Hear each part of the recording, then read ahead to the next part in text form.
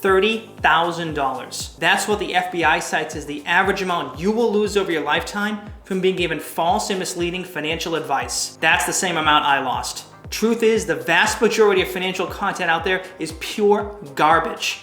And the fool I was, I learned that the hard way and lost all my life savings from waiting tables in the stock market, all because I was financially illiterate and trusted the wrong people. Now that was 7 years ago. Since then, I've become a licensed CPA, made that lost money back, and I've read 613 books on finance, accounting, and investing. I was driven to learn as much as I could to make sure that people like you and me, hardworking people, don't lose their money to people like that ever again. My name is Nelson Alvarez, and I'm the founder of the CSuite University channel. On the CSuite, my mission is simple: to give you a free MBA-level financial education that will set you up for personal and professional financial success. I'm trying to grow this channel to reach as many people as possible so that they don't make the same investment mistakes I did. If you want 5 quick financial ratios to check before you invest in any stock to prevent you from losing $30,000 like I did, click on the link above, tap on the screen, it'll take you right to the channel.